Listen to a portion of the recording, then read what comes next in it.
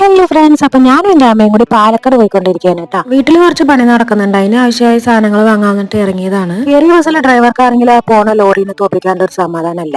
ഇനിയും ക്ലാസ് കഴിഞ്ഞ് വരുന്നുണ്ടായിരുന്നു കേട്ടോ. അപ്പൊ അവനെയും കൂട്ടിയിട്ട് പോയിട്ടുണ്ടായിരുന്നത്. മൂന്നാളും കൂടെ അവിടെ എത്തി സാധനങ്ങളൊക്കെ നോക്കി വേറൊരു ആവശ്യത്തിനായിട്ട് വന്നതാട്ടോ. പിന്നെ കണ്ടപ്പോ ഇതിൽ ചുമ്മാ കയറിയതാണ്.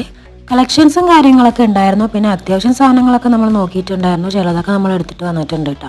അമ്മയാണെങ്കിൽ ബാഗൊക്കെ എടുത്ത് ഷോ കാണിച്ചുകൊണ്ടിരിക്കുകയാണ്. അവിടെയുള്ള എല്ലാ സാധനവും അമ്മ ഇരുന്ന് ടെസ്റ്റ് ചെയ്യുന്നുണ്ടായിരുന്നു കേട്ടോ.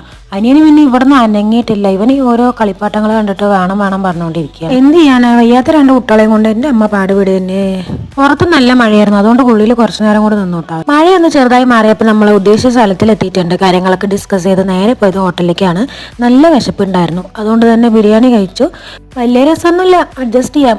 പിന്നെ നേരെ വീട്ടിലേക്ക് വിട്ടോ. അവിടെ എത്തപ്പോഴേക്കും എൻ്റെ കുട്ടി എന്നെ കാത്തുക്കണ്ടായിരുന്നു. പിന്നെ അവൻ്റെ അടുത്തൊക്കെ ഇരുന്ന് വർത്താനം പറഞ്ഞ് അങ്ങനെ ഇരുന്നു. അപ്പൊ ഇന്നത്തെ ഉള്ളൂട്ടാ. അടുത്ത വീഡിയോയിൽ കാണുന്നവരെ ബൈ ബൈ.